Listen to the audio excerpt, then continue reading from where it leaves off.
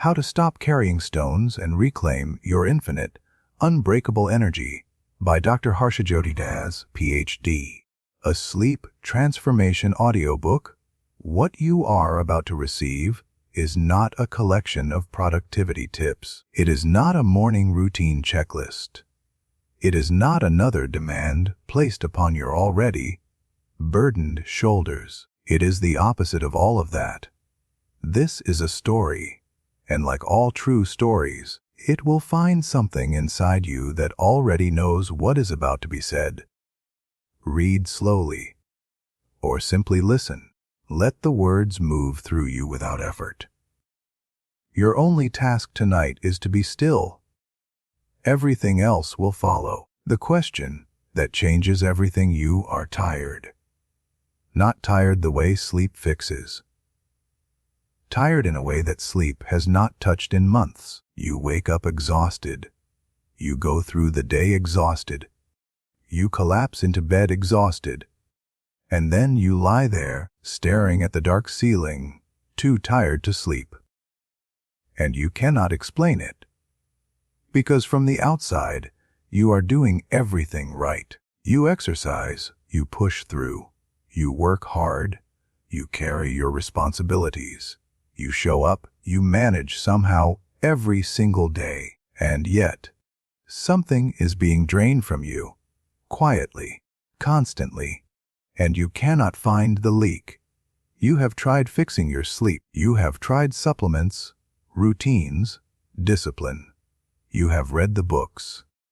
You have watched the videos. You have told yourself to simply be stronger, push harder, want it more. And the exhaustion remains. So tonight, I want to ask you one question. Not the question you expect. Not how you can do more, sleep better, optimize harder. The question is this: what are you carrying that has nothing to do with what you are doing? Let that settle, because the exhaustion that follows you is not coming from your work. It is not coming from your responsibilities. It is not coming from the long hours or the difficult days. It is coming from the invisible weight you carry inside every single one of those hours. Tonight, you will meet a young warrior named Tishi. He is going to show you exactly what I mean. And when you understand what he understood, you will never be the same kind of tired again. Tonight you do not need to fix your life. You only need to listen. The S.T.O.N.E. Method, a framework for infinite energy. Everything in this book is organized around one insight. Exhaustion is not a problem of energy production. It is a problem of energy leakage. We do not need to generate more energy. We need to stop pouring it out through the cracks we do not even know exist. The S.T.O.N.E. method is the map. S. See the weight you carry. Before anything can change, you must first make the invisible visible. You must learn to see the stones you carry. The invisible rocks of approval, seeking, comparison, perfectionism, and resistance that drain your life force with every step. T. Trace the source of the drain. Every leak has a source. This principle teaches you to trace the exhaustion back to its origin. Past the symptoms, past the behaviors, into the beliefs and the stories you carry about who you must be and what you must prove. 1. Pointed action. The warrior's great secret presence is power. This principle teaches you to do one thing while doing one thing. To eliminate the split mind that consumes twice the energy while producing half the result. N. Nothing that serves no purpose. The ancient rule of Judo, the way of walking alone. Remove everything that does not serve your path. Physical, mental, relational. The warrior who carries nothing can move with the speed of water. E.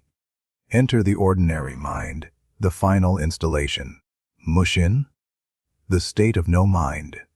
This is where effort becomes effortless, where action flows without the internal commentator, where energy becomes infinite because it is no longer divided. These are not steps to complete in sequence. They are lenses through which you will begin to see your life differently. You may find yourself at S. You may find yourself already living E. The framework meets you exactly where you are. Now, let us begin the story. Chapter 1. The warrior who could not rest. The dojo was silent before dawn. Tishi arrived first, as he always did. He had arrived first for 3 years. He swept the floor before the others came. He prepared the weapons. He lit the incense. He bowed before the altar with the kind of seriousness that older men struggle to maintain. He was 22 years old. He had the discipline of a man twice his age. And he was utterly, completely, relentlessly exhausted. He did not say this to anyone. The words would not have come naturally. A warrior does not speak of exhaustion. He carries it silently, the way he carries all things, with his jaw set, his shoulders squared, his eyes forward. But the body keeps count. In sparring, Tishi was technically precise. His strikes were clean. His footwork was correct. But there was something missing in it. A quality his sensei called alive energy. The other students moved with a looseness, an ease, a kind of playful intensity. Tishi moved like a machine that was running out of fuel. He trained harder to compensate. He rose earlier. He trained later into the night. He added more repetitions, more study, more discipline. The exhaustion deepened. One evening, after the dojo had emptied, his sensei Master Yamamoto sat beside him in the dim light. Neither spoke for a long time. Master Yamamoto was 70 years old and moved with a quietness that seemed to have no relationship to age. He did not appear young. He appeared timeless. Finally, the old man spoke. "How much did you carry today?" Tishi looked at him. "I trained 6 hours, sensei. I lifted. I did not ask how much you trained. I asked how much you carried." The distinction hung in the air between them like smoke. Tishi said nothing because he did not understand. Master Yamamoto stood and walked to the window. Outside, the old city was settling into night. Paper lanterns swayed in a slow wind. "A man from the northern province came to me once," he said, still looking out the window. He had walked for 40 days. Across mountains, through valleys. He arrived here thin, yes. But his eyes were bright. He was tired, but the tiredness was clean. It was the tiredness of honest work. He slept, and in the morning he was restored. The week after, a merchant came to me. He had traveled for 3 days by cart. Comfortable roads, regular meals, but his eyes were dull. His shoulders were bent. He could not sleep that night despite his fatigue.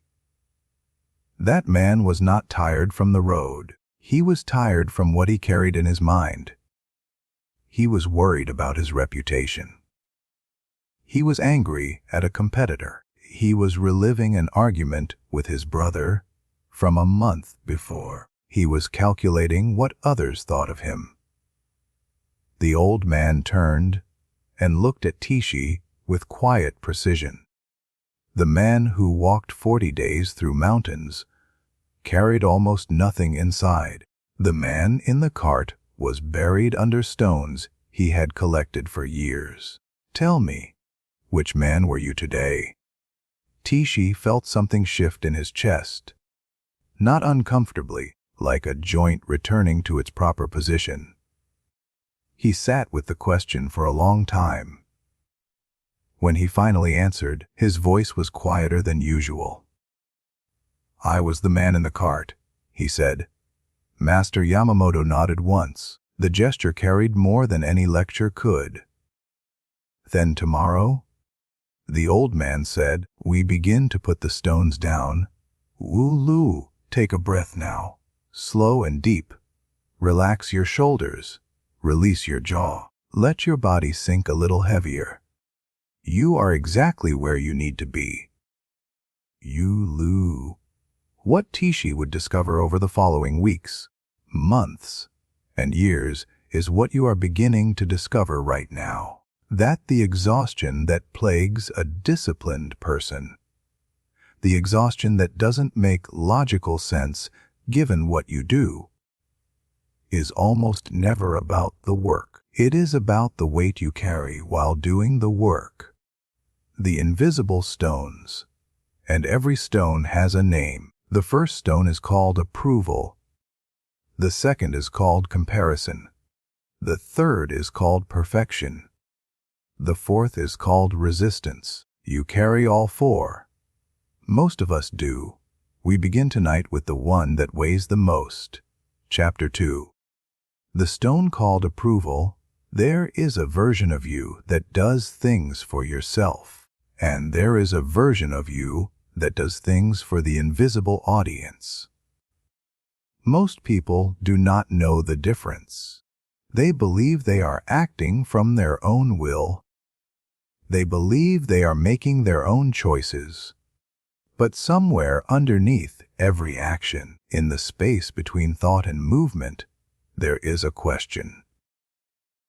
The question sounds something like this. What will they think? Not all the time. Not obviously. But it is there. Woven into the texture of your days. A low hum beneath every decision. Will this look weak? Will this be respected? Will they see my effort?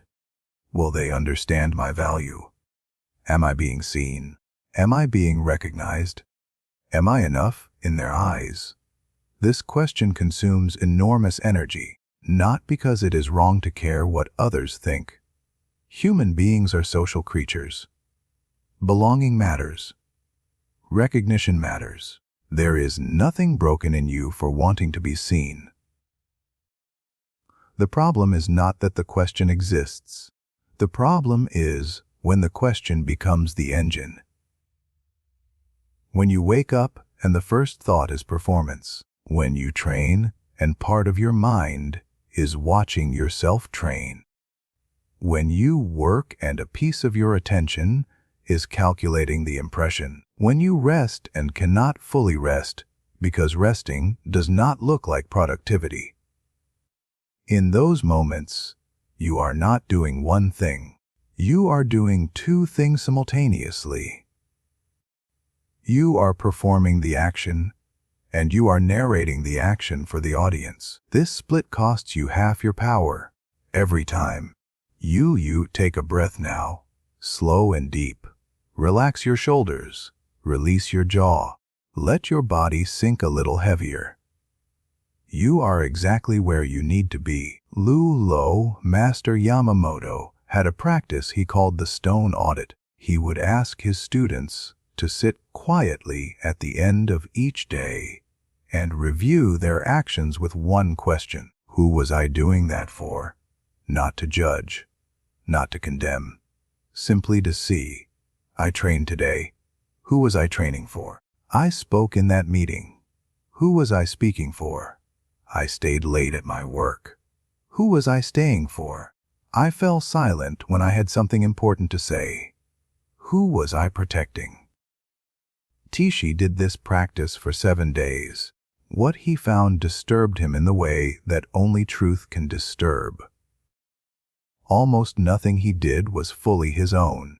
Nearly every action had a second motivation layered beneath the first, an invisible audience he had never consciously invited, but who had somehow taken permanent residence in his mind. His father, his fellow students, his sensei, his village. Some imagined future version of people who would one day hear about him. He was carrying every one of them. Everywhere, all the time. No wonder he was exhausted. Let this settle now. Think of one action you take regularly. Something that feels tiring in a way that its difficulty does not explain. Ask the question, who am I doing this for? You do not need to act on the answer tonight. You only need to see it. The seeing is already a kind of freedom, because once you can see the stone, you can choose whether to keep carrying it. And the moment you put it down, even one stone, even just for an evening, you will feel something you may have forgotten was possible. Lightness. Chapter 3. The Legend of the Unbreakable Swordsman. His name was Miyamoto Musashi. History records him as the greatest swordsman Japan ever produced. 60 duels, 60 victories, not one defeat. He began fighting at 13. He was still undefeated at the end of his life. But this is not what made him extraordinary. What made Musashi extraordinary was not his skill with a blade. It was his energy. Witnesses described something unusual. In the moments before a duel, Musashi appeared to be doing nothing. He stood without tension. His hands were relaxed. His face was unreadable. While his opponents paced and muttered and adjusted their grips and visualized their attacks, Musashi simply waited, present, still complete. And when the duel began, he did not fight like a man who was trying to win. He fought like a man who was already finished. There is a concept in Japanese philosophy called mushin. It translates, roughly, as no mind. But it does not mean the absence of thought. It means the absence of the self, conscious observer, the disappearance of the internal commentator. The state where action flows without the narrator. Musashi spent his life cultivating this. In his writings, collected in the book he wrote in the final weeks of his life, known as the Book of 5 Rings, he offers a line so simple it can be missed entirely. Do nothing which is of no use. 5 words. The entire philosophy. Do nothing which is of no use. Not do more of what is useful. Not optimize what you are doing. Simply remove what serves no purpose. He applied this principle at every scale. He removed unnecessary possessions. He removed unnecessary relationships. He removed unnecessary thoughts. He removed unnecessary movements from his swordsmanship until what remained was so purely efficient that it appeared effortless. Musashi did not have infinite energy because he was born different. He had infinite energy because he stopped carrying what most men never think to put down. You take a breath now. Slow and deep. Relax your shoulders. Release your jaw. Let your body sink a little heavier. You are exactly where you need to be. Walyu Tishi heard the story of Musashi when he was 17, before he entered the dojo. At 17, he heard it as a story of technique, of training, of discipline. Now, sitting with Master Yamamoto, in the quiet of that changing year, he began to understand it differently. Musashi's secret was not the sword. The sword was only the expression of the secret. The secret was what he had removed. The secret was the absence of unnecessary weight. Master Yamamoto poured 2 cups of tea and slid one toward Tishi without ceremony. Musashi wrote that he walked alone, the old man said, not because he was lonely, not because he rejected others, but because he understood that the path becomes narrower the cleaner it gets. And on a narrow path, you cannot carry passengers. He paused and looked at his own hands around the cup. What passengers are you carrying, Tishi? It was not an accusation. It was the most caring question Tishi had ever been asked, because to be asked what you are carrying is to be seen. And to be seen is to know that someone believes you are capable of putting it down. Chapter 4, Dudo. The way of walking alone. Dudo is not a philosophy of isolation. It is a philosophy of clarity. The warrior who walks alone is not the warrior who has no relationships, no community, no love. The warrior who walks alone is the warrior who has stopped outsourcing his direction. He does not turn left because others turned left. He does not stop because others stopped. He does not choose his path by consulting the crowd. He knows where he is going, and he goes there. This sounds simple. It is not. It is one of the most difficult things a human being can practice. Because from the earliest years of our lives, we are taught to look outward for direction. Our parents' approval taught us what we should want. Our teachers' assessments told us where we stood. Our peers' reactions shaped how we saw ourselves. By the time we reach adulthood, most of us have almost no idea what we actually want. We know what we are supposed to want. We know what looks admirable. We know what others in our world pursue. But the quiet voice beneath all of that, the voice that knows, without needing to be told, that voice has been slowly buried under decades of external instruction. Dudo is the practice of excavating that voice. Yulu, take a breath now, slow and deep. Relax your shoulders. Release your jaw. Let your body sink a little heavier. You are exactly where you need to be. Yunu Tishi was given an assignment. For 1 week, before making any decision, he was to pause and ask, is this what I would do if no one could see me doing it? Not as a test of morality. As a test of alignment. Would I still train this hard if no one knew I was training? Would I still pursue this path if there were no recognition at the end of it? Would I still live this way if the audience disappeared? The answers were illuminating. Not because they revealed him to be dishonest. He was not.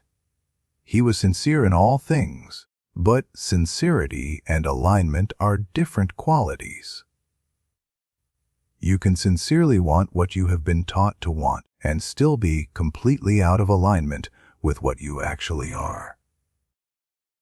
Tishi discovered, in that week of questions, several things he had been pursuing for other people that he had long believed were his own desires.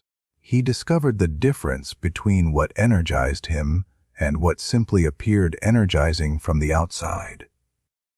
And he began, slowly, to put down the passengers who had been riding along uninvited. The lightness that followed was immediate, not dramatic, not a sudden transformation. Like taking off a coat you had forgotten you were wearing. You did not know you were heavy until you were light. I walk my own path, not from arrogance, from clarity. Chapter 5. The Split Mind and its Hidden Cost. There is a term in cognitive neuroscience, cognitive load. It refers to the total amount of mental effort being used in working memory at any given moment, and research consistently shows that human beings have a finite amount of it. Cognitive load is a resource. When it is used, there is less of it available for everything else. Most people understand this in the obvious sense. If you are doing difficult work, you will be mentally tired afterward. This is expected. What is less understood is where most cognitive load actually goes, not to the work, to the commentary on the work, when you do a task while also monitoring how the task looks. You use twice the mental energy When you have a conversation while also tracking how you are being perceived. You use twice the mental energy. When you train while also internally narrating the training for an imagined audience. You use twice the mental energy. This is the split mind. And the split mind is always running. Most people simply do not notice it because it has been running since childhood. You grew up being watched, being evaluated, being graded, ranked, compared, praised, criticized. Your brain learned very early that self-monitoring was survival. It learned to run the internal commentary track as a protective mechanism. And now, even in safety, even in solitude, even in sleep, the track keeps running. Lulu, take a breath now, slow and deep. Relax your shoulders, release your jaw. Let your body sink a little heavier. You are exactly where you need to be. Woo! Master Yamamoto taught Tishi a practice he called the single thread. The rule was this: when you eat, only eat. When you walk, only walk. When you train, only train. When you speak, only speak. Give the present moment the entirety of your attention, and give the internal commentator nothing to narrate. This sounds easy. Try it. Try eating a meal without thinking about anything except the meal.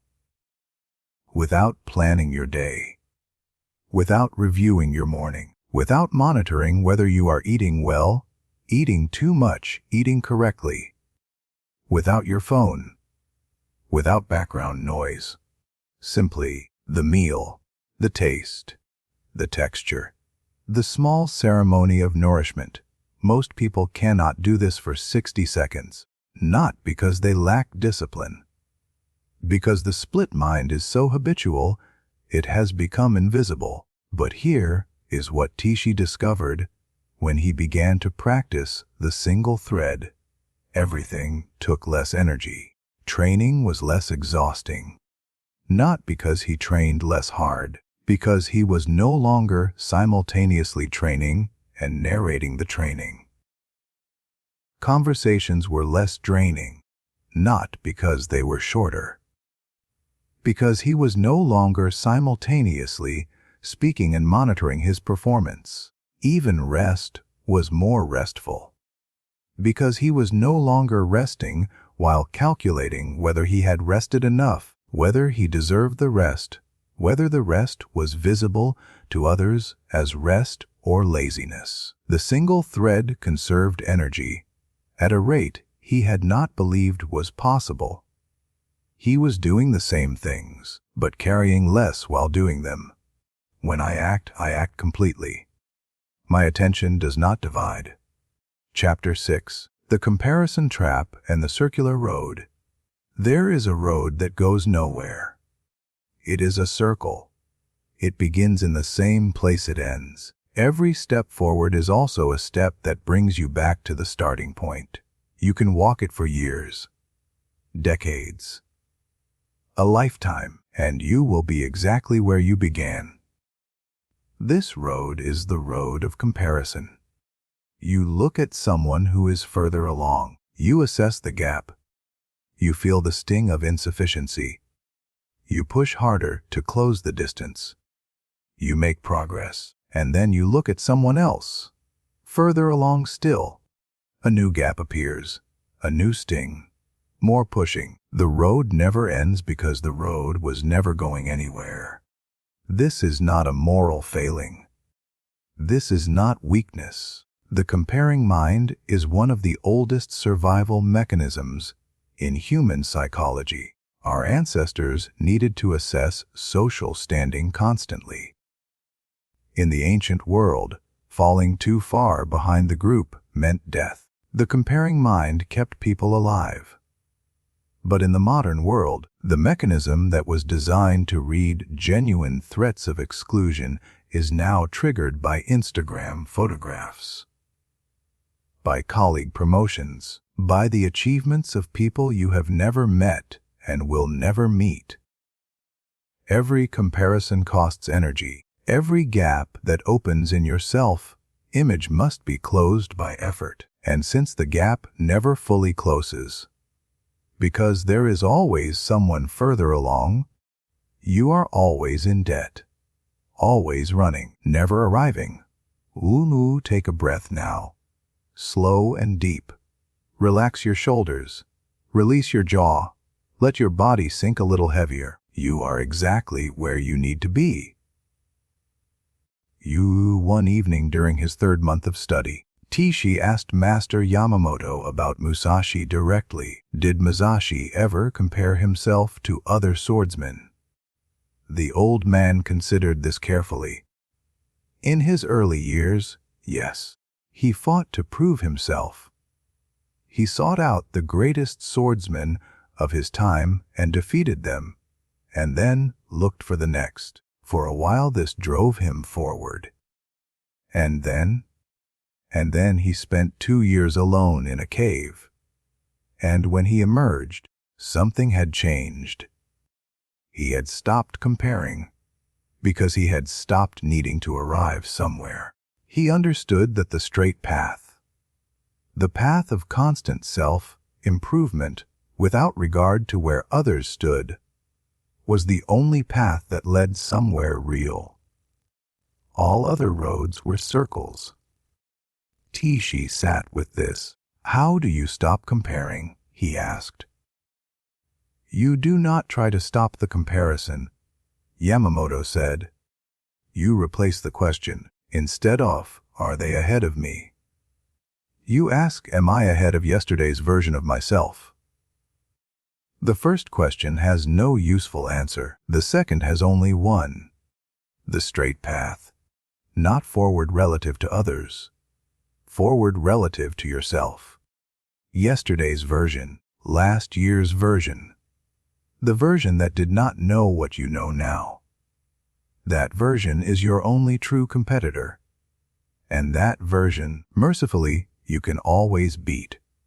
I measure myself against who I was. No other measurement matters. Chapter 7. The Training Ground of Resistance. There is a discovery so simple that when it finally lands, it feels almost laughable. The exhaustion does not come from the task.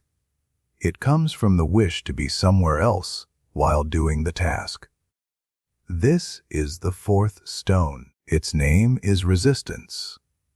Resistance is the mental state of being divided between where you are and where you want to be, of doing what is in front of you while wishing you were already past it, of sweeping the floor while thinking about what comes after the sweeping. You have felt this. You know this texture of experience, the meeting that drags because you are mentally already at the end of the meeting. The workout that feels endless because you are already in the shower. The conversation you cannot be present for because you are planning the next one. The Sunday evening that is already ruined by Monday morning. Each of these is resistance, and each one costs an enormous amount of the energy that should be available for the actual living of your life. Here is what the neuroscience confirms, and the ancient warriors already knew. The body follows the mind's lead. When the mind is present, the body performs with remarkable efficiency. When the mind is divided, the body experiences that division as physical stress.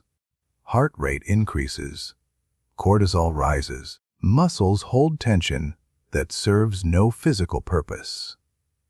You are literally exhausting your body with your mind's argument with reality. Lulu, take a breath now, slow and deep. Relax your shoulders, release your jaw. Let your body sink a little heavier. You are exactly where you need to be. Lulu Tishi spent his 4th week of the S.T.O.N.E audit learning something unexpected. He had been assigned monastery work, not sword training. Not philosophy. The most basic labor: cleaning, cooking, carrying water, tending the garden. At first, he resisted it internally, not outwardly. He was too disciplined for that. But internally, his mind protested. This is not what I came here for. I should be training. The others are training. I am falling behind. The first 3 days, he was exhausted by the end of the work. More exhausted than by hard sword training. On the 4th day, he made a decision. He could not have fully explained it. It arrived less as a thought and more as a quiet surrender. He decided to only sweep. Not to sweep while being somewhere else.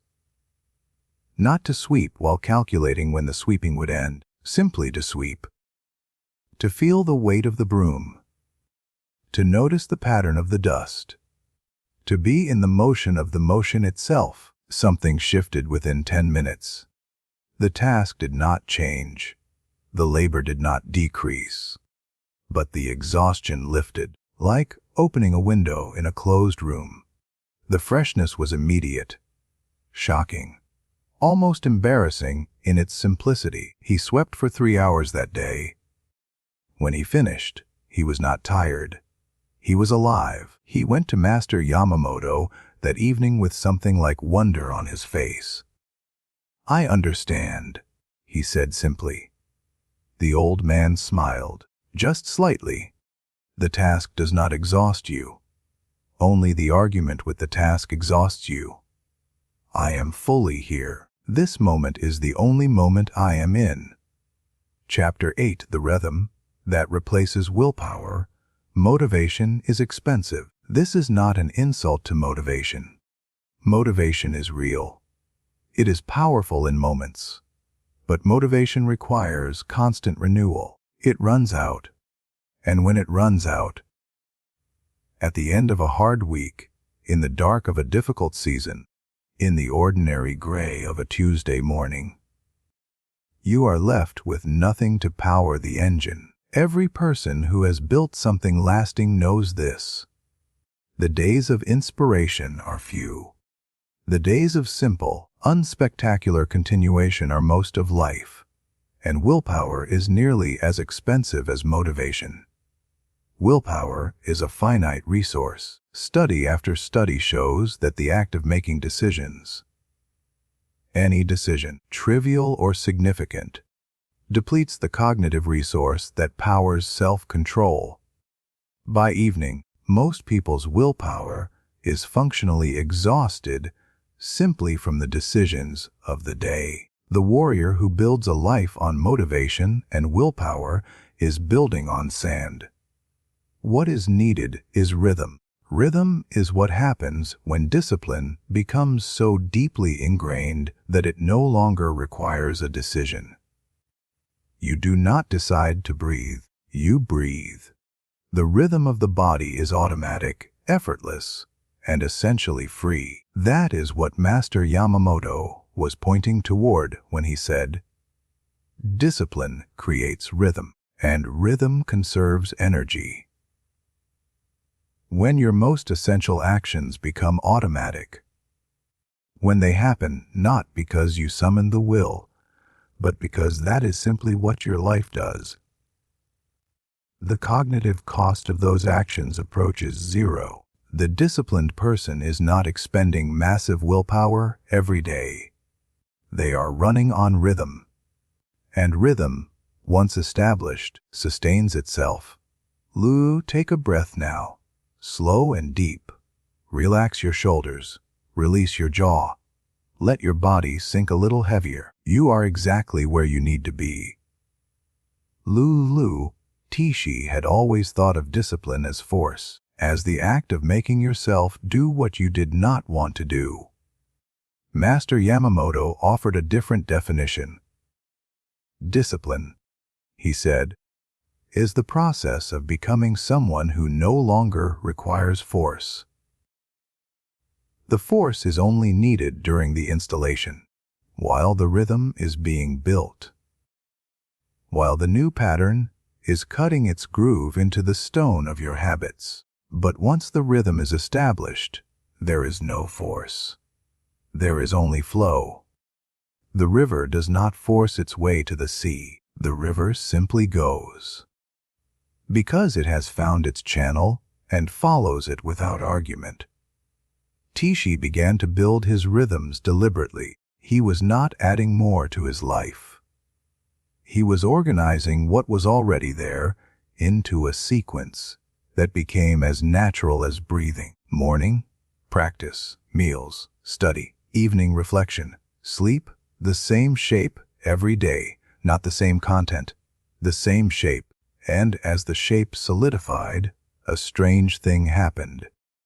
He found himself with more energy at the end of the day, not less, because the rhythm was carrying him, rather than he carrying the rhythm. I do not depend on motivation. My rhythm carries me forward. Chapter 9. The 4-week path of putting down stones. What follows is not a program. It is a direction. The S.T.O.N.E. method does not demand that you transform in a specific number of weeks. Real transformation has no timeline. It moves at the pace of genuine understanding, and genuine understanding cannot be scheduled. But there is a natural sequence, and most people who walk through it find that 4 weeks provides a reasonable container for the first movement. Not completion, movement. Week 1, see the weight. This week, you do nothing but watch. For 7 days, at the end of each day, you sit quietly for 10 minutes and review your actions with 3 questions. Who was I doing that for? Was my attention divided while I was doing it? Did I resist the moment or inhabit it? You are not trying to change anything yet. You are only making the invisible visible. The stones can only be put down once you know you are carrying them. Most people who do this exercise discover, with some surprise, that they are carrying far more than they believed. That is the correct discovery. That is exactly right. It is the beginning of the lightness. Week 2, the single thread. This week, you practice undivided attention. Choose 3 activities from your daily life and commit to doing each one completely while doing it. Not perfectly, completely. Eating without your phone. Walking without planning. Working without monitoring how the work looks. When your attention divides, and it will, many times, you simply return it. Without drama. Without self-criticism. The return is the practice, not the staying. Even 5 minutes of genuine single, pointed attention produces a quality of rest that an hour of divided presence cannot match. Week 3. The straight path. This week, when the comparing mind activates, you introduce the redirection. Instead of measuring against others, am I better than who I was yesterday? It requires answering honestly. Sometimes the answer is yes, sometimes it is no. But the question never produces the peculiar exhaustion of the comparison trap because it has a real answer and a real direction. It points forward, not sideways. Week 4. Enter the ordinary mind. This final week, you practice what the Japanese call ordinary mind. Not the spectacular mind. Not the inspired mind. The quiet, steady, unspectacular mind of someone who has stopped needing the moment to be different from what it is. You bring this mind to the most mundane tasks. The tasks that most drain you not through difficulty, but through the wish to be past them. You clean. You wait. You travel. You rest. You work. And you practice bringing complete presence to each of these. Not because they are interesting, because you are here, and here is where you are. You take a breath now, slow and deep. Relax your shoulders. Release your jaw. Let your body sink a little heavier. You are exactly where you need to be. Whoa, Tishi completed this progression, not in 4 weeks, but over the better part of a year. Real change does not rush. What he found at the end of that year was not a transformed life from the outside. His dojo was the same. His practice was the same. The number of hours was roughly the same. But the quality of energy inside those hours was unrecognizable. He was not tired at the end of days. He was spent in the clean way, the way the man who walked 40 days through the mountains was spent. Completely used up, fully given, satisfied, and restored by sleep in a way that sleep had not restored him in years. Chapter 10. The final dual word came to the dojo in the third autumn of Tishi's training. A ronin, a masterless samurai, displaced and bitter, had been moving through the surrounding villages with a reputation for violence. He had issued a challenge to any warrior who would face him in the old way, a duel, in the open field at dawn. Several younger men from the province had already accepted and lost. None had been killed, but all had been humiliated. The ronin's technique was not exceptional. What made him dangerous was his ferocity, his absolute, explosive commitment to aggression from the first moment. He attacked immediately and without pause. He burned at full intensity from the beginning and never stopped. Most opponents lost simply by being overwhelmed in the first moments. By the time they recovered their composure, it was over. Tishi went to Master Yamamoto and said he would accept the challenge. The old man was quiet for a long time. "Why?" he asked finally. Not as a challenge, as a genuine question. Tishi thought about this carefully. He knew the question beneath the question. Was he accepting the challenge for himself? For the clarity of testing what he had learned? Or for the audience? For the reputation? For the story that would be told afterward? He sat with the question honestly. "Because it is in front of me," he said, "and I am ready." Master Yamamoto nodded slowly. The answer was correct. The morning of the duel was cold and still. The field was empty except for the two of them. The ronin arrived with everything that defined him: loud, forceful, already burning. He paced. He spoke aggressively. He performed the intimidation he had used to unsettle every opponent before this one. Tishi stood still. Not still from fear, not still from restraint, still from completion. He was only there, fully there. His mind was not reviewing his training. It was not calculating strategy. It was not monitoring how he appeared or imagining the story that would be told. It was in the field, in the cold air, in the present moment. The ronin charged. And what followed was not a demonstration of superior technique. It was a demonstration of energy alignment. The ronin was burning at full intensity. Enormous, aggressive, relentless. But he was divided. Part of his energy was in the attack. Part was in his performance of the attack. Part was in calculating how his victory would be described. Part was in the anger that powered him, but also burned him. He was fighting with 3/4 of himself. Tishi responded with everything he had, which was very quiet and completely present. The duel was over in 11 movements. The ronin lay in the frost, unharmed but defeated, looking up at a sky he had not seen clearly in years. Tishi stood over him without aggression, without triumph, simply present. "You fight hard," Tishi said, "but you are carrying too much." It was the most compassionate thing he could have said, because he had once been that man. "Lulu, take a breath now. Slow and deep. Relax your shoulders. Release your jaw. Let your body sink a little heavier. You are exactly where you need to be. Lulu energy is not destroyed. It does not run out. It leaks through the stones of approval, comparison, perfectionism, resistance. Through the split mind, through the internal audience, through the constant circular running after external validation. Stop the leaking, and the energy that was always there, infinite, original, yours, begins to flow freely. This was Musashi's real teaching.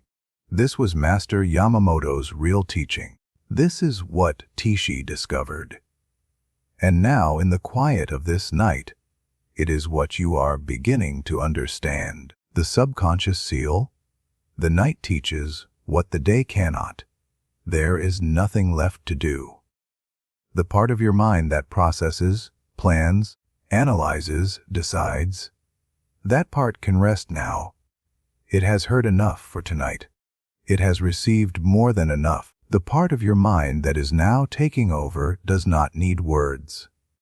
It works differently, quietly, below the surface of awareness, in the dark, in the stillness, in the space between waking and dreaming. While you sleep tonight, your mind will continue this work, not the conscious work of trying and deciding and disciplining. The deeper work, the work of reorganizing, of integrating, of installing new understanding into the architecture of who you are. Sleep is not the absence of transformation. Sleep is where transformation completes itself. So let yourself release now. Let your shoulders drop. Let your jaw soften. Let the muscles around your eyes go smooth and loose. Let your body be heavy. Let gravity do what it does. There is nothing to monitor, no performance to maintain, no audience watching you sleep. You are simply here. Yulu, take a breath now, slow and deep. Relax your shoulders. Release your jaw. Let your body sink a little heavier.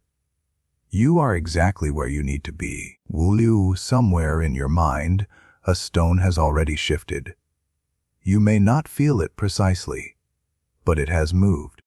Something in the way you listen tonight has already begun to change the weight you carry. The comparing mind.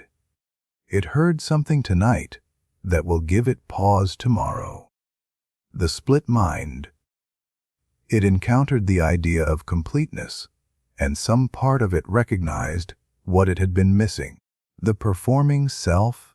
It was offered, perhaps for the first time in a long time, the radical possibility of doing things simply because they are in front of you. These are seeds. They are planted. You do not have to tend them tonight. Seeds do their best work in the dark. Your subconscious knows exactly what to do with what you have heard. Trust it. Let it work. Go to sleep as someone who is already in the middle of becoming. Because you are. You are already lighter than you were at the beginning of this night. You will wake tomorrow as someone who knows something they did not know before. Not in the loud way, in the quiet way, in the way that shows itself not in what you say, but in what you stop carrying. Tishi lives somewhere inside you now, and Master Yamamoto's question lives there too. How much are you carrying? The answer is already beginning to change. Lu, take a breath now. Slow and deep. Relax your shoulders. Release your jaw. Let your body sink a little heavier. You are exactly where you need to be. Lu, let your breathing slow. Let each exhale release a little more weight than the last. Let the darkness behind your eyes be comfortable, safe, complete. You walked alone tonight, down a path that is yours. You will walk it again tomorrow, and the day after, and each time you will carry less, until one morning, and you will know it when it comes. You will rise from sleep the way the man rose who walked 40 days through the mountains, clean tired, fully restored, alive with unspent energy, ready for the day that is yours. Only yours. The declaration: if this night has moved something in you, leave these words in the space below this listening. I put down what is not mine to carry. I walk my own path. I am the weightless warrior. The path continues. You are already on it. You always were.